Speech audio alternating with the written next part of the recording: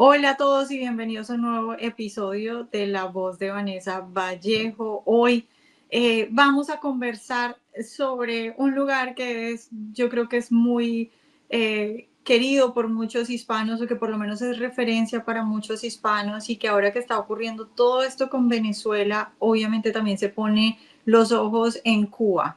Ahora, Cuba está viviendo una situación bastante complicada. Y yo creo que un poco por todas las noticias que están ocurriendo sobre Venezuela y por toda la ansiedad sobre lo que eventualmente puede ocurrir en Venezuela, un poco hemos visto, por lo menos en los medios de comunicación, bajar el tema de Cuba, no reportar mucho sobre Cuba en este momento, porque claro, los ojos están puestos en Venezuela. Sin embargo, como digo, Cuba está viviendo un momento muy complicado, y en este momento donde tenemos un secretario de Estado muy interesado en la región y que por supuesto viene de padres cubanos, creo que es importante tocar el tema y ahondar en lo que está pasando en Cuba. Para eso hoy tengo un invitado, periodista cubano, Joe Suárez, que nos va a conversar un poco sobre el tema y nos va a ayudar a entender un poco qué está pasando en Cuba. Joe, buenos días y gracias por acompañarnos hoy. Hola Vanessa, muchas gracias por la invitación. Bueno, yo, como decía ahora, yo creo que un poco en los medios en general se ha bajado un poco la atención sobre Cuba, y no sé si eso, pues como siempre, también tiene que ver con la poca posibilidad que tienen los cubanos de comunicarse hacia afuera o de sacar la información hacia afuera.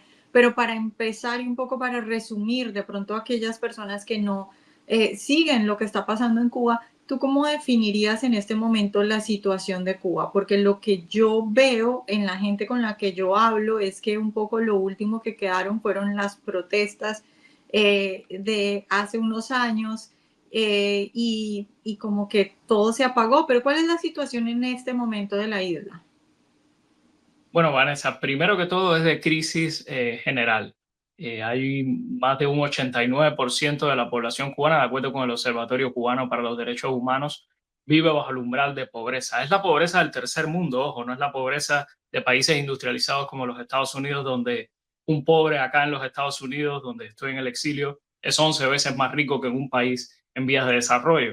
Es la pobreza más terrible, donde familias, un 78% de las familias tiene que elegir qué comida en el día va a tener que dejar de hacer, cena, desayuno, almuerzo, porque no alcanza el dinero para llegar a fin de mes o no hay sencillamente el producto. Cuando llegas a las tiendas hay un desabastecimiento brutal que no es de ahora. Vale recalcar, Vanessa, que la economía cubana ha estado en graves problemas desde 1959. Adoptó un sistema centralizado y sistema socialista. No ha funcionado en ningún lugar del mundo. Los cubanos, por supuesto, no lo iban a hacer funcionar. Y desde el año 2019 ha habido una agudización y desde ese año hay un 10%, ha caído un 10% la economía cubana. Esto es un trending que parece que no va a tener marcha atrás. Sobre las protestas, me comentaba sobre las protestas del 11 y 12 de julio del año 2021, conocidas mediáticamente como 11J. Todavía hay protestas en Cuba, justamente, o sea, mucho menores que esta a la que tú hacías referencia, que se incorporaron todos los municipios del país, yo creo. Hubo protestas en todos los pueblos, en todas las ciudades grandes, protestas pacíficas en su inmensa mayoría, y por las cuales el régimen encarceló a cientos de cubanos. Todavía hay cientos de cubanos, entre ellos menores de edad, que están presos justamente por esas protestas. Cuba tiene o sea, tengo el desagrado de decir que Cuba tiene quizás la tasa de presos políticos más grande por cada 100.000 habitantes, al menos en Occidente. Estamos hablando de unos 1.200, casi 1.200 presos políticos, de acuerdo con las últimas cifras de la organización Prisoner Defenders, entre ellos escritores como Barrenechea, José Gabriel Barrenechea, perdón, que va a recibir una sanción por salir a protestar después del 11 de julio por los grandes apagones que había en su localidad. Y también opositores políticos como José Daniel Ferrer, que es un poco más conocido en Santiago de Cuba. Es decir, la represión no para, pero también la falta de servicios básicos. Recordemos que el socialismo le había prometido a Cuba: vamos a dar un salto en el futuro. Va a haber tanta comida que el dinero no va a valer. Va vamos a regalar la leche, vamos a superar en producción de cítricos a los Estados Unidos. Y bueno, de todo eso, la verdad es que Fidel Castro lo único que prometió es que el dinero no iba a valer porque hay una inflación horrible en el país, quizás solo comparable con la de Venezuela, definitivamente una de las mayores en el hemisferio. O sea, estamos hablando de una crisis total, pero te quería comentar, no deja de haber protestas, justamente por la falta de servicios básicos como la llegada del agua a los barrios. Ha habido por ese motivo varias protestas en los últimos días, mucho menores, pero sí, las ha habido también. Yo ya vuelvo sobre lo que me mencionaste de la pobreza y la situación tan difícil que están viviendo los cubanos, porque se me hace importante que la gente que de pronto no tiene acceso a esa información entienda los detalles de la vida de un cubano normal.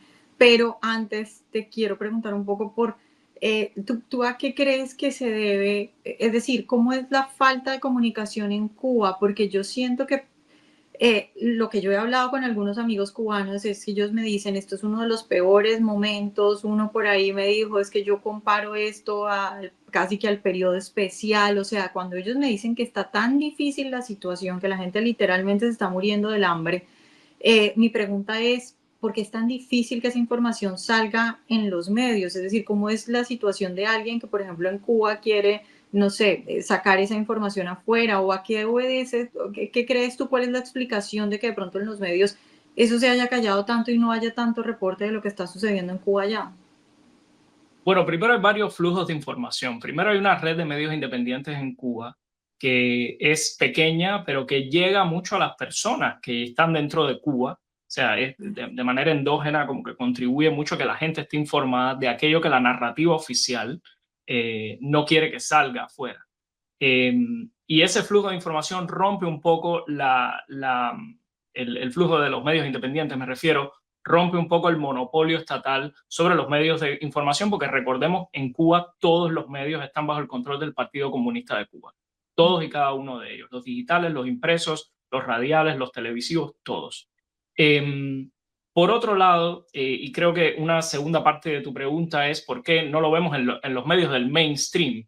Yo creo que porque hay un alineamiento, de alguna manera, con la idea de que el socialismo puede funcionar en medios del mainstream. Me refiero en los Estados Unidos, en Occidente, los grandes periódicos y tal. Las críticas a este tipo de régimen, como el cubano, son menores porque muchos de los redactores, muchos de los periodistas en esos medios, desgraciadamente, ven a Cuba como un parque temático ideológico, como un parque temático para adultos. Van y dicen, bueno, sí, la vida es difícil acá, pero mira, el socialismo les ha dado a los cubanos salud gratis o escuelas gratis. No importa si los hospitales están cayendo, no hay medicinas, o si las escuelas no hay personal docente y se están cayendo también. No importa nada de eso. Entonces, de cierta manera, a Cuba, como decimos en buen cubano, se le tira un poco la toalla, o sea, se le justifica o se trata de contar desde las dos partes y lo estamos viendo, o sea, desde las dos partes haciendo falsas equivalencias, no por objetividad periodística, sino haciendo falsas equivalencias. Y esto mencionabas a Venezuela al inicio, Vanessa, y lo acabamos de ver en el New York Times, que acaba de publicar una pieza donde le da voz ampliamente a personas que están acusadas de narcotráfico, como a Delcy Rodríguez y a acólitos del régimen dentro de Venezuela, respecto a, bueno, este asedio que la administración Trump está haciendo a partir de que Venezuela está gobernada por narcotraficantes. Y en el caso de Cuba eso es así. O sea, muchas veces no encontramos la información en el mainstream, por esto que te digo, es una opinión muy personal. Hay un flujo de información independiente y constante, relativamente constante, que invito a la audiencia que visite sitios como yo recomendaría personalmente Cubanet y Diario de Cuba. Son dos periódicos digitales con redacciones fuera de la isla, pero con periodistas en el terreno. Yo mismo trabajé durante varios años, hasta mi salida al exilio, con Diario de Cuba, que tiene redacción en Madrid. Y por otro lado, las redes sociales han ayudado un poco a que los cubanos estén informados y a que pueda salir algo de información. De hecho, el régimen le teme tanto al poder de las redes sociales, esa nueva plaza pública, que cuando las manifestaciones del 11 de julio hizo un apagón de Internet en todo el país durante varios días, porque temía que la gente, sabía que la gente se organizaba, protestaba, debatía a través de los canales digitales todas esas libertades que están atenazadas en la vida real, vamos a decir así, en el espacio no virtual. Y muchas de estas protestas se han organizado a través de redes sociales. Yo diría eso, para quienes quieran conocer más de Cuba, vayan a estos medios independientes. Yo he citado solo dos, Diario de Cuba y Cubanet, y también sigan a varios periodistas que están en el terreno y que usan las redes sociales muy sabiamente, muy inteligentemente, como Camila Acosta. Esa es mi recomendación. Ok, Joe, en este momento, un poco para finalizar esto que acabas de decir, si nos puedes contar rápidamente cómo es la situación, digamos, del Internet y de comunicaciones en Cuba. ¿Es fácil para un cubano, por ejemplo, si quiere todos los días postear cosas en su Twitter? Me refiero obviamente a cosas políticas. ¿Cómo es la situación del Internet en este momento? ¿Qué tanto acceso tiene?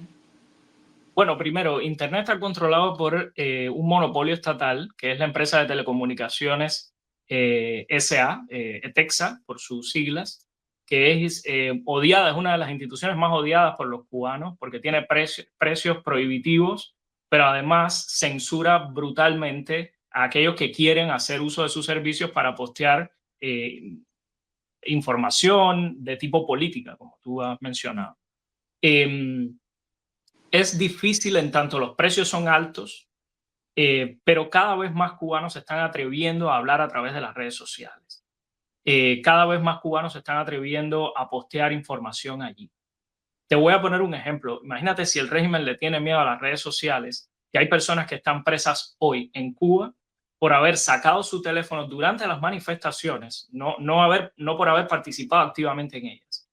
Darle al botón de grabar esas imágenes de las manifestaciones y subirlas a sus redes sociales.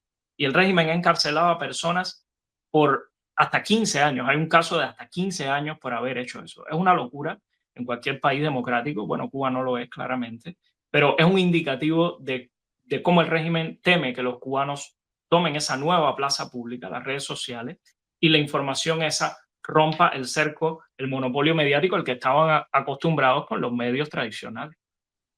Joe, y una persona normal en Cuba, digamos, el cubano normal, ¿qué tanto acceso tiene al Internet? ¿O es algo que de pronto no se puede costear un cubano normal? Bueno, si tienes acceso a Internet, si puedes pagarlo, son precios, ya te digo, altos, pero si puedes pagarlo o un familiar en el extranjero te pone una recarga, digamos. Generalmente la gente puede ver, o sea, por ejemplo, Facebook es la red social más usada, Okay. Facebook.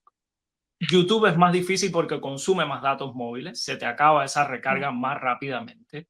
Y también las personas usan mucho las redes sociales para cuestiones prácticas como sacaron tal producto en tal tienda, van a vender tal producto. O sea, en medio de la escasez, una manera de organizarse para que las personas accedan a productos. Mi esposa, cuando estábamos en Cuba, teníamos nuestro hijo mayor, estaba bebé, y mi esposa estaba, por ejemplo, en un grupo de Facebook que se llamaba Ayuda a las Madres Cubanas. Entonces eran varias madres que se unían y decían, oye, hay comida para bebés en tal tienda, en tal municipio están vendiendo tal cosa. O sea, ese tipo de cosas prácticas son muy comunes entre los cubanos.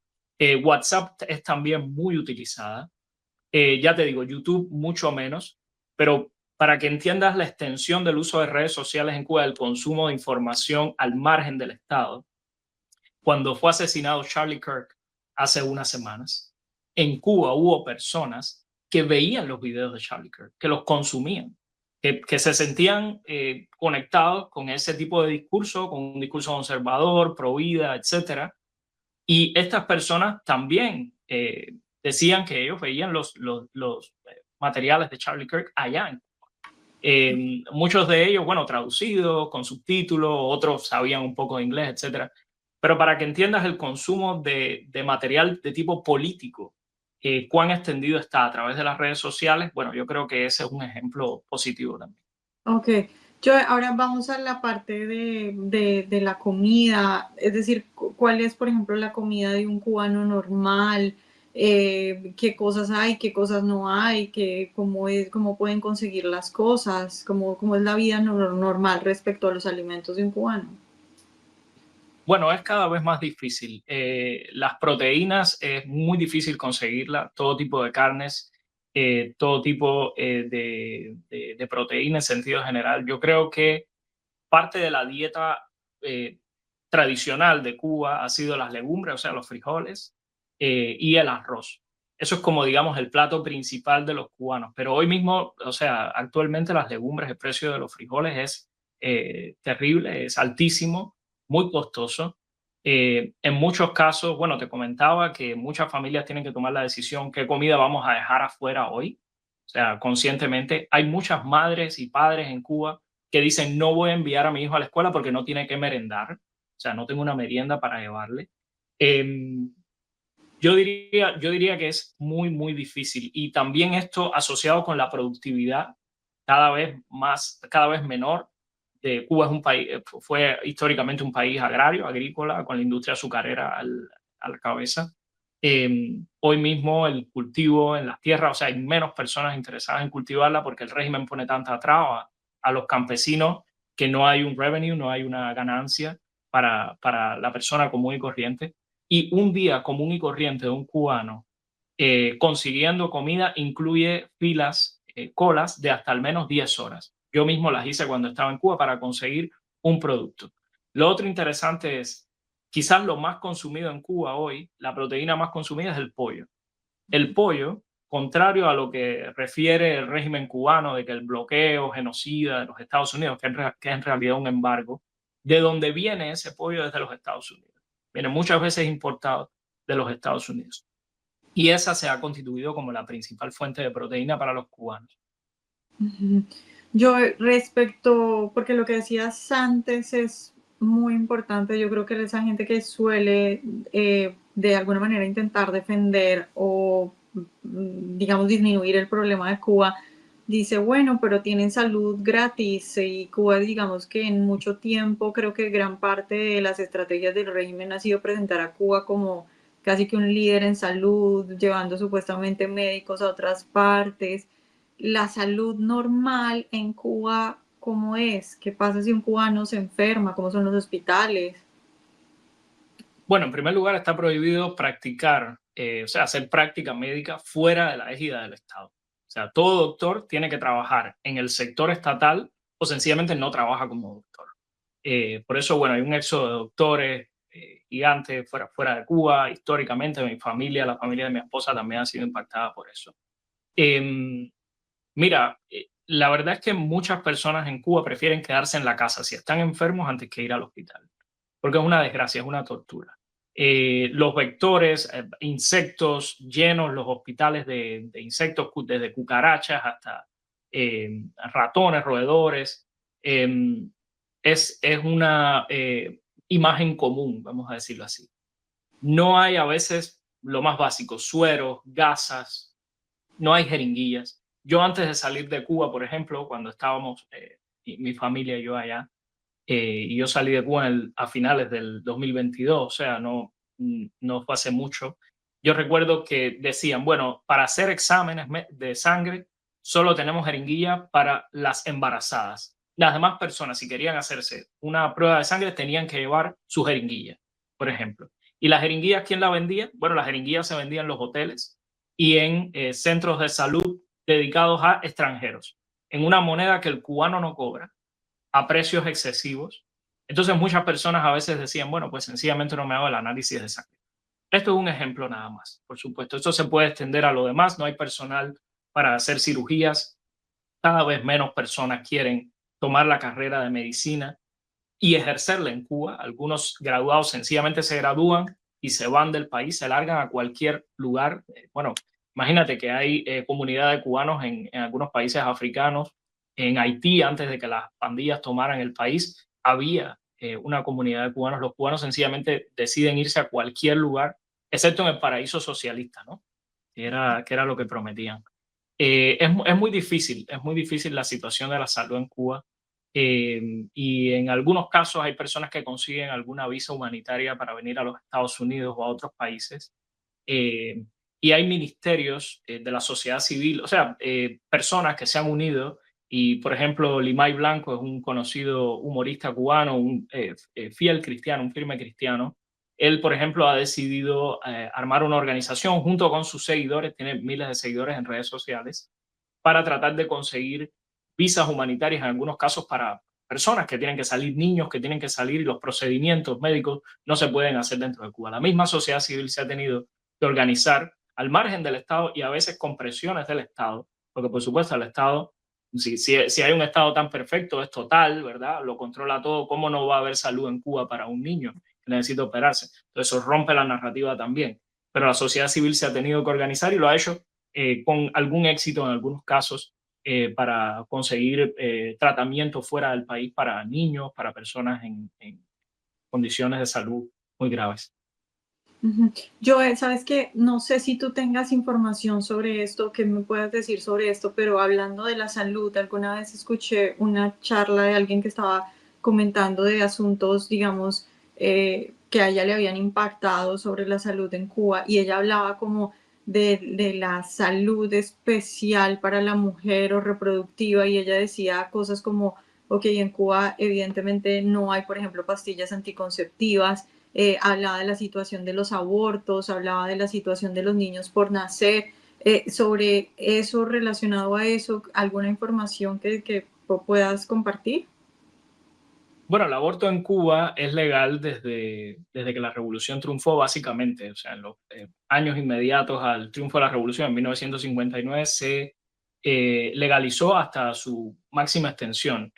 Em, Cuba es, por ese mismo tipo de políticas, hoy una bomba de tiempo demográfica. Cuba, hay una sangría de cubanos. En el último año, más de 300.000 cubanos han salido de la isla. Y ten en cuenta, Vanessa, estamos hablando de una isla, o sea, está rodeada de agua, está rodeada de tiburones. En Difícil. muchos casos las personas tienen que quemar las naves, tienen que vender su apartamento, su casa, para comprar un boleto para ellos y su familia para poder salir a casi cualquier sitio, no importa si es Dominicana, no importa si es los Estados Unidos, donde fuere. Y Cuba, por esas políticas, se ha convertido, te digo, en una bomba de tiempo demográfica. Y los abortos, los números de abortos en Cuba son altos. eh, Son muy, muy altos. Y han estado también de generación en generación degradando el recambio poblacional, la posibilidad de un recambio poblacional. Eso unido al éxodo masivo ha generado que en Cuba, bueno, queden las personas que desgraciadamente no tienen cómo salir del país, o personas muy ancianas que se resisten al cambio, prefieren quedarse en Cuba hasta sus últimos días, pero la mayoría de los jóvenes deciden salir. Muchos deciden no tener familia en la isla porque no ven una... yo ayer conversaba con un muy buen amigo mío, es un líder cristiano, está abierto a la vida, él es joven, y me decía, estoy esperando a salir de Cuba con mi esposa para tener todos los hijos que queramos. Quieren tener una gran familia, pero estamos esperando a salir de Cuba porque acá no hay ni esperanza ni libertad. Y no hay ni Ujú. siquiera lo básico para que un niño, o sea, la comida, las medicinas básicas. Imagínate tú, hay una estadística del Observatorio Cubano por los Derechos Humanos que dice que un 78% de los cubanos que ellos entrevistaron en su más reciente informe querían salir de la isla. Estamos hablando de casi 8 de cada 10 cubanos quieren salir de la isla. No importa a dónde, quieren sencillamente salir. Ujú. Yo, respecto a la religión, obviamente creo que siempre se ha tenido claro que la revolución, bueno, como ellos lo llaman, siempre ha atacado a la religión. En este momento, por ejemplo, si alguien quiere, un pastor quiere abrir una iglesia en Cuba, puede hacerlo. ¿Qué tanta persecución hay sobre la religión? ¿Cómo es esa situación respecto a eso? Bueno, Cuba volvió hace unos años a la lista de los 50 países más perseguidos, donde más se persigue a cristianos en el mundo. Es una lista que maneja Open Doors, la organización internacional. Y Cuba este año, creo, terminó en la posición 26 de los países donde más se persigue a cristianos en el mundo. Es diferente, por supuesto, a la persecución en países musulmanes, por ejemplo. Pero es una persecución constante y hay una presión fuerte contra líderes religiosos que quieren, por ejemplo, abrir nuevos templos. En Cuba no se puede, es muy difícil reparar templos, es casi imposible abrir nuevos templos. La mayoría están ilegalizados, o sea, no tienen legalidad, no cumple con los parámetros de la legalidad revolucionaria, vamos a decirlo así.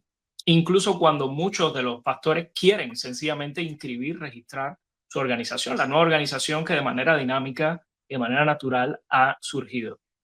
Este es el caso, Vanessa, del movimiento apostólico o de la iglesia Bereana Bautista en Cuba. Son dos movimientos, el primero de tipo neopentecostal, el otro es una iglesia de tipo bautista protestante tradicional que el régimen se niega a registrar. Y como se niega a registrarla, entra en la categoría de organización ilícita. Eso permite que el régimen robe las propiedades de la iglesia, encarcela a los pastores, coacciona a los miembros a que no pueden ir a la iglesia. Y por supuesto, en una situación niegue visas cuando tienen que salir, los regule, los meta en la lista negra de los regulados, que es una lista que el régimen tiene de personas que prohíbe salir del país. Yo mismo estuve en esa lista durante 2 años y medio y muchos otros cubanos dentro de Cuba todavía lo están. De manera que la presión y la coacción es constante. No hace mucho, hace unos años yo cubrí ese caso, dos padres que eligieron educar en casa a sus hijos, y varias familias de la comunidad en Guantánamo, en la ciudad de Guantánamo, decidieron hacer eso mismo, sacarlos del ideologizado sistema estatal de enseñanza, donde los niños todas las mañanas tienen que decir: pioneros por el comunismo seremos como el Che. Los padres, por su creencia, por su fe religiosa, dijeron: nosotros no queremos que nuestros hijos participen de eso, vamos a educarlos en el hogar. Esos padres terminaron presos y sus hijos, bueno, en custodia de los abuelos, porque estuvieron presos. Y en el caso del padre, estuvo un pastor en la ciudad de Guantánamo, estuvo bajo condiciones durísimas. No le ofrecieron los beneficios penitenciarios que correspondían en el momento que correspondían. Hasta el último momento cumplió su condena en la cárcel. Yo, respecto a eso, háblanos un poco de la educación, no solo, digamos, de los niños, pero también de la universidad. Es decir, eh, si un joven quiere ingresar a la universidad, es la misma coerción, es la misma dificultad para poder, digamos, elegir su vida profesional. Bueno, la Facultad de Comunicación de la Universidad de La Habana te recibe cuando tú entras un cartelón que dice: la universidad es para los revolucionarios. Ya tenías una idea de qué significa eso. El socialismo ha también centralizado el sistema de enseñanza. Ellos entienden que esa es la manera de inocular a las nuevas generaciones con ciertas ideas, con ciertos pensamientos que los harán comportarse de cierta manera. Claramente hay excepciones. Bueno, mi familia, mi esposa, yo, muchos otros cubanos dentro de Cuba que aman la libertad, somos excepciones de ese sistema, pero como regla general, eso por supuesto induce una indefensión aprendida. Los niños, desde que son pequeños hasta que son adultos, hasta una vida adulta. Y los adoctrinan creyendo que Fidel Castro fue el salvador de Cuba, que a Cuba le iba mejor con el socialismo que con una sociedad libre antes de 1959, lo cual es una idiotez tremenda, porque Cuba, la economía cubana, solamente por ponerte un ejemplo, competía con la de España y la de Italia antes de 1959. Ahora la de Cuba probablemente compita y pierda por pateadura con las economías más pobres del hemisferio. Pero ese tipo de centralización, el régimen lo atenaza, y por eso la brutalidad contra esta pareja pastoral de la que te hablé. Su apellido es Rigal, Ramón Rigal es el nombre del pastor, porque entienden que ahí tienen un mecanismo de control, de atenazar a esas nuevas generaciones, de lavarles el cerebro, básicamente.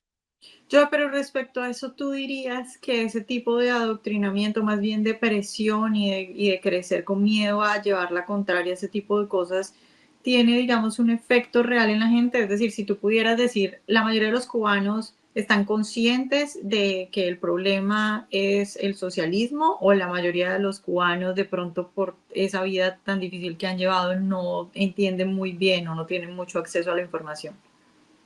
Bueno, cada vez menos tiene impacto, pero te voy a decir por qué, porque hubo un cambio de tecnología en el medio. Es el acceso a redes sociales y la posibilidad de diseminar y consumir información en tiempo real.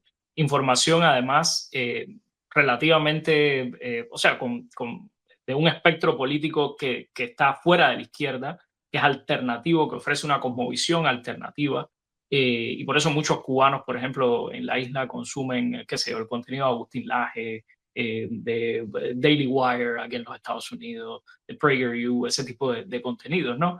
Porque están buscando también una alternativa, cómo articular ese discurso que tú entiendes que está allí, que tú sientes, puedes sentir una conexión con él, pero que no sabes cómo articularlo porque en la universidad están prohibidos esos libros. Porque en la universidad, bueno, te voy a comentar, Vanessa, autores como Mario Vargas Llosa eran mal vistos que tú los leyeras. O sea, para ponerte un ejemplo, en los años 60 tocar el saxofón era considerado diversionismo ideológico, era un instrumento del imperialismo, ¿no? De los belgas que lo habían inventado, qué sé yo. Entonces, ese tipo de ideología sí calaba en las generaciones anteriores a la mía, yo diría, pero con el acceso a Internet, con el acceso cada vez más personas de esa misma generación, lo veo yo con mi familia y la familia de amigos, con personas mayores que viven en Cuba, cada vez más dicen, wow, esto es tremendo, el nieto de Fidel Castro tiene el auto del año. O sea, eso fue uno de los escándalos los últimos años más grandes que hubo. Era uno de los nietos de Fidel Castro saliendo con el auto por las calles de Cuba con el Mercedes del año y estaba bragging, ¿no? Como pavoneándose con su nuevo auto. Y la gente miraba para dentro de su hogar y decía, yo no tengo comida, yo no tengo electricidad, tengo 20 horas de apagón todos los días, tengo que hacer unas filas de hasta 10 horas para conseguir un producto. Y este muchacho, que no se sabe bien de dónde ha salido su dinero, nosotros lo intuimos, por supuesto, la corrupción del régimen, tiene el auto del año, tiene el auto del año. Entonces eso ha despertado la conciencia de muchas personas y hay un debilitamiento de ese poder del sistema centralizado de enseñanza en Cuba cada vez más, pero sí, en las generaciones anteriores, te digo, sí caló y caló muy profundamente. Bueno, yo pues muy interesante toda esta información, pero como ya se nos acaba el tiempo, antes de despedirte, quisiera pedirte que nos hables de este documental La Noche Eterna de Cuba, donde tú eres el productor de campo, un poco si quieres como en general decirnos de qué se trata o tu experiencia y también contarle a la gente, no sé, dónde puede verlo o dónde puede conseguirlo, cómo hace para apoyar este tipo de documentales. Bueno, La Noche Eterna de Cuba es un documental de largometraje del que fui uno de sus productores, como bien tú dices, el productor de campo. Es de Jordan Allott, es un documentalista británico-estadounidense que ha estado muy interesado en ir a los lugares más oscuros del planeta, lugares terribles donde hay persecución de cristianos. Y bueno, él ha hecho este documental sobre Cuba, siguiendo la vida de 5 cubanos después de la represión a estas manifestaciones de las que habíamos hablado del 11 y 12 de julio del año 2021, conocidas como 11J, durante 2 años. Durante 2 años sigue la vida de estas personas. Algunos están en Cuba, otros salen de Cuba forzosamente. Relata toda la travesía por Centroamérica hasta solicitar asilo político acá en los Estados Unidos, la vida nueva en los Estados Unidos. Habla de la fe. Es un documental que, por ejemplo, uno de los personajes, 3 de sus 3 hijos estaban presos por haberse manifestado el 11 de julio en las calles. Otro es un sacerdote muy carismático y muy articulado en Cuba, es una persona muy valiente, además el padre Alberto Reyes. Está la historia de la periodista Camila Costa, era una de las que te recomendaba que siguiera la audiencia para conocer más de qué está pasando en Cuba. Este documental lo estrenamos en el Miami Film Festival hace unos meses. Tuvo un estreno también en Washington, D.C. recientemente y vamos a estar, le anuncio a la audiencia y a ti también, el día 21 de octubre vamos a estar en Washington, D.C. nuevamente en la Fundación Víctimas del Comunismo en la ciudad presentando el documental. Así que si quieren ir a verlo, si están cerca de D.C., el día 21 de octubre. Les invito a que vayan, y ya en la web de Víctimas del Comunismo, la fundación, está la información también sobre esta presentación. Joy, si alguien quiere verlo, no sé, va a estar algún momento disponible en alguna plataforma o no sé, que la gente quiera verlo, ¿cómo hace?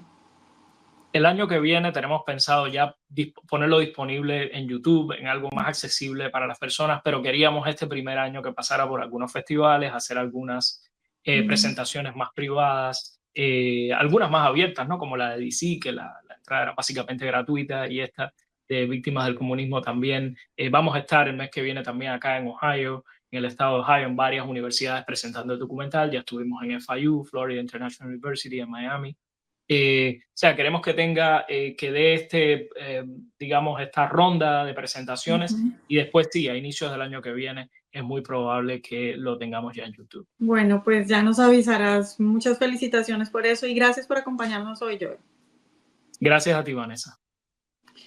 Bueno, pues ya vieron ustedes un poco sobre la situación de Cuba, definitivamente que impacta mucho todas estas historias. Yo creo que hay mucha gente que no tiene ni siquiera la más mínima idea de lo que en realidad pasa en Cuba. Digamos, esas cosas pequeñas que de pronto nosotros llamamos pequeñas, el cómo conseguir comida, es decir, el día a día.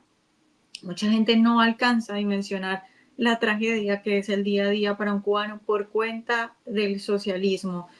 Y creo que compartir este tipo de información, compartir, explicarle a la gente cómo viven, porque en realidad lo que es Cuba es una enseñanza para el mundo entero, es una enseñanza para todos aquellos que no han entendido lo peligroso que es el comunismo. Entonces vale la pena no solo intentar ayudar en la medida de lo posible a las personas que están en Cuba, pero también contarle a la gente que hay un lugar, una isla que se llama Cuba, donde pasan estas cosas, donde la gente se muere de hambre, se muere por una infección que se puede curar fácilmente con un antibiótico, y que ese es el resultado del socialismo.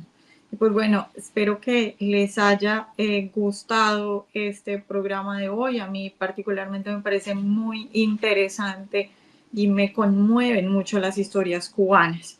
Y así, antes de terminar, como siempre, pues les recordamos que vayan a visitar el nuevo servicio de salud que ofrece Voz para su público hispano. Como siempre, Voz preocupado por lo que más necesitan los hispanos, como es la situación de la salud. Por eso los invitamos a que vayan a salud.voz.us, donde van a poder encontrar diferentes planes de salud que van desde solo $1 al día y que les permiten a ustedes tener consultas médicas tanto virtuales como en persona, también acceso a más de 400 medicamentos esenciales totalmente gratis dependiendo del plan, y también análisis de laboratorio con descuentos.